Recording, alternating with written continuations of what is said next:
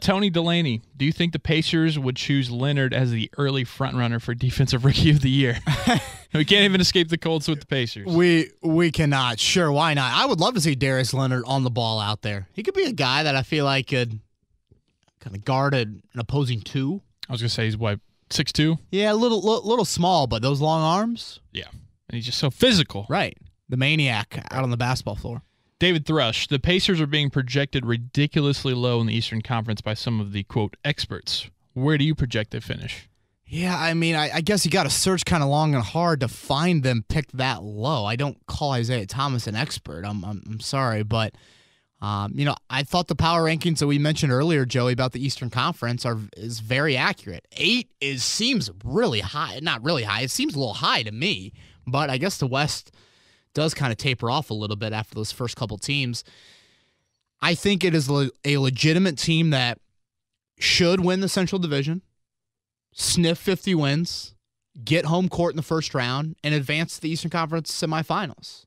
And once you get into those playoffs, if you get the right matchup, who knows what can happen.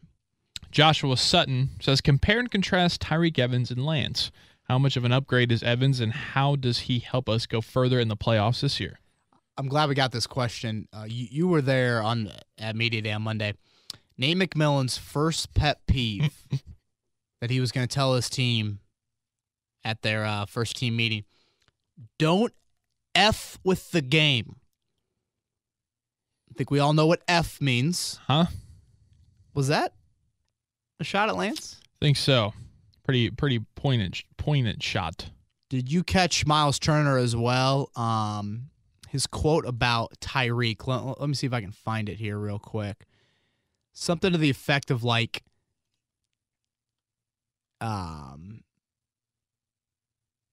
he's very like consistent with the ball, or I'm pulling it up right here.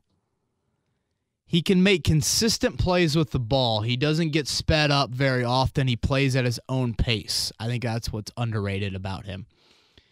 Yeah, I just think the volatile nature of Lance is something that Tyreek doesn't really have. Yeah, there's going to be ups and downs with Tyreek Evans, but he's a more consistent shooter, and those guys are right. He's more consistent with the basketball. When Tyreek Evans is healthy, he's one of the more dynamic guards in the NBA. He's not like top 5, but he's like top 10. I mean, if you look at his stats and spill it out over 48 minutes, the guy averaged 19, 5, and 5 last year. Like, that's damn good. So I think Evans just gives you more consistency. I think he is less of kind of turnover prone, 5 assists per game, 5 rebounds per game. That helps you out. And how he has transformed his game late in his career, you now cannot go under every screen with him. Yeah, the scouting report still probably says you'd rather go under than over, but his jumper was, I think, high 30s last year from 3. So Tyreek Evans just gives you a lot off the bench. It will be the catalyst with that second unit, and is going to help you when Victor Oladipo is on the floor, and you need that complimentary off-ball guard. Crosby Hoffman asks, why do people insist Turner's lack of an offensive post-game / poor rebounding is a weight issue instead of a lack of basketball IQ issue? Would have much rather seen Turner analyzing game tape and learning the basic rebounding fundamentals than doing yoga or MMA a la Roy Hibbert.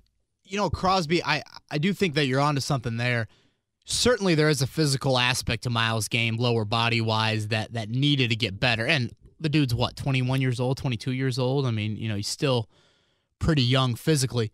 But I do side with you that it is more of a kind of fundamental mental thing. When he catches the ball in the post, he just looks nervous. He just kind of looks scattered and rattled and quick.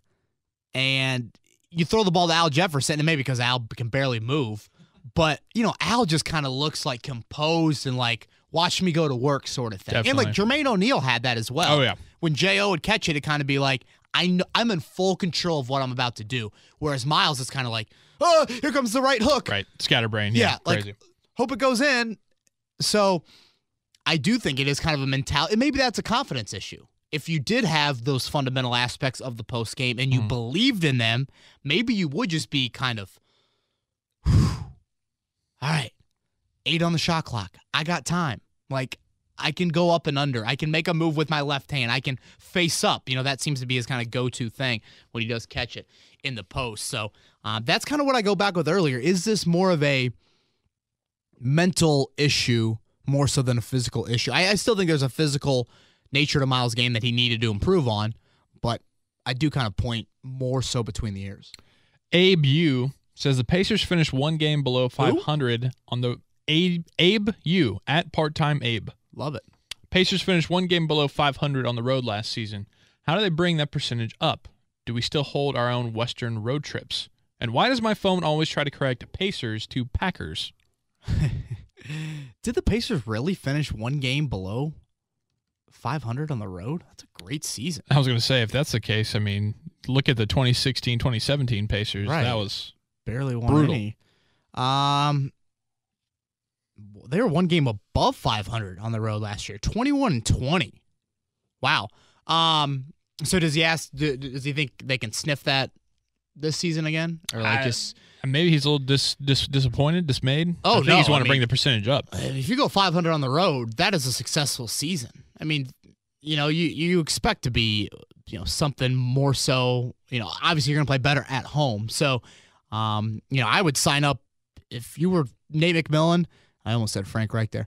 If you were Nate McMillan, you would sign up for 21 road wins today. And, the Pacers did a decent job, I think, on those Western swings last year. I don't think they really had a bad road trip. Their bad stretches last year were when Victor Oladipo wasn't on the floor. Right. That road or home. Right. That was their issue. That was right around Christmas time last year. So, I don't look at the West as too menacing by any means. I think you start off a lot more on the road this year than you did last year. So maybe we don't see as strong of a start for the Pacers this year. But, yeah, 21 road wins, sign me up. Jonathan wants to know, what are the chances the Pacers let Myles Turner walk at the end of this year?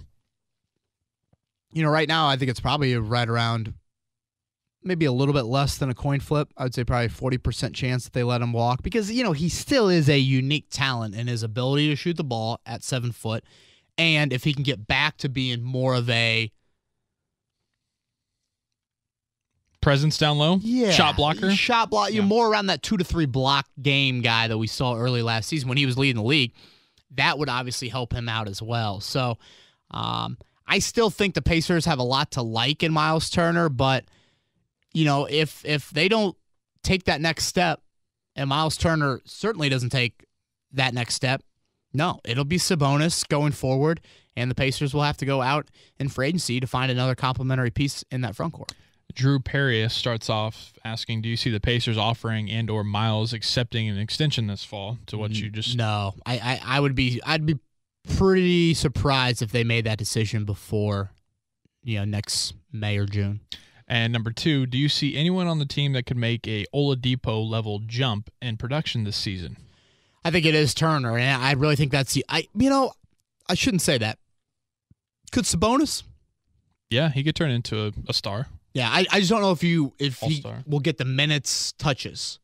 But I think Sabonis is really skilled. And, what did he average last year? Probably like 12-7, 12-8, something around there. Yeah. If you do give him Myles Turner type minutes, could he be 15-9, 16-9, something like that? So, last year he was 11.6 points, 7.7 rebounds, 2 assists in 24.5 minutes a game. Yeah, so 11-7 in 24 minutes. What would he do in 30 minutes? And that jumped up from 2016, where he played 20 minutes a game, averaged about 6 points and about 3.5 rebounds. Yeah, that was an ugly rookie year for him. From a field goal percentage, what was he? He was like less than 40% down there in Oklahoma City. 39.9. Ugh. I think we forget how young he is. 22. I mean, he's just as young as Turner. So, but still, I think Turner will have more of the opportunity to do that. I still think Sabonis kind of views himself as more of that complementary piece. And there might be a time where Nate McMillan has to come to Sabonis at some point this coming season and say, all right, we need you. Like, you need to be a scoring option for us.